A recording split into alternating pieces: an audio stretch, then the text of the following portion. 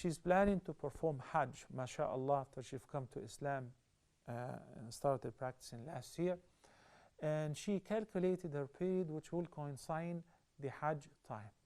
What should she do? Also, she has shared with us some misinformations that if you do not do tawaf with ziyarah, then you cannot get married. Okay, let me explain to you what is going on first of all. If a woman is having her menses or a person in a major impurity, only one thing that they cannot perform during Hajj, which is tawaf.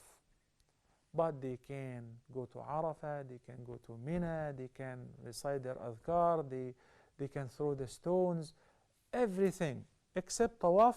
She must wait until the period is over. There are tablets or pills that some physicians and gynecologists prescribe to postpone the period or to withhold it, to stop the bleeding.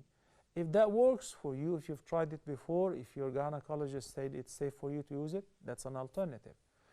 Even if you don't use that and you just go normally, what happens is the mother of the believers, Aisha radiallahu anha, experienced that when she was entering Mecca to perform Hajj with the Prophet sallallahu alaihi wasallam. Then another wife, Safiya, when she finished tawaf or ziyarah and before leaving, she didn't do tawaf al-wada', she started her period. So that is something does not indicate that Allah is upset with you, or your Hajj is incomplete, or your Umrah is not accepted. I love to talk about this over and over in order to eliminate this myth from the mind and the heart of every single Muslim woman. I will continue inshallah after this call because the person called several times. Assalamu alaikum. So the sisters have from Pakistan. So Nabi sallallahu alaihi wasallam said to Aisha, don't feel sad. Do everything that the Hajj will do except for tawaf. Wait until the period is over, you perform ghusl and you can do your tawaf. And when people are going to perform Hajj, they do Umrah first, then Hajj, either Hajj al-Tamattu or Hajj al-Qiran. So in the case of Aisha radiallahu anha, the Prophet sallallahu alaihi wasallam informed her that if because of the period she was delayed 7 days, 8 days, until the Hajj has already entered and we went to Arafah and now people are performing Tawaf al-Wada', Tawaf al-Ifada. So you perform the Tawaf and you do the Sa'i, only one Tawaf and one Sa'i, and this one single Tawaf and one single Sa'i will be sufficient for both the Umrah and the Hajj. It will be considered Hajj al-Qiran, and your reward is not diminished the least. Alhamdulillah.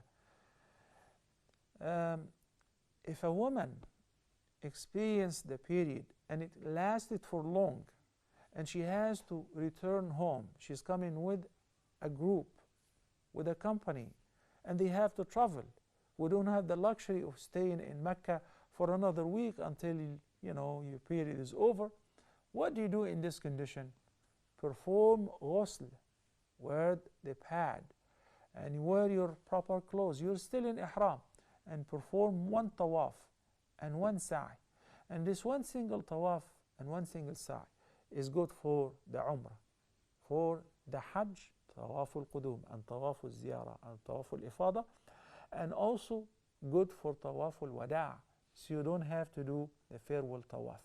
Allah made it easy because He says, يُرِيدُ اللَّهُ بِكُمُ الْيُسْرَ وَلَا يُرِيدُ بِكُمُ الْعُسْرَ. As far as what you said, that tawaf and marriage, whenever we perform Hajj, we commence into the act of ihram, which means it is sacred. You must avoid certain practices which were lawful before ihram, such as having a husband and wife relationship.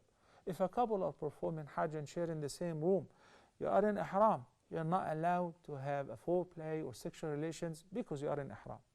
We finished, alhamdulillah, we returned from Arafah, we throw the stones and we shaved our head and we changed into the regular clothes. Great. This is called minor tahallul. You will be in a state of complete tahallul, which will allow you to embrace your wife sexually after performing tawaf and sa'i. Assalamu alaikum wa rahmatullahi wa barakatuh.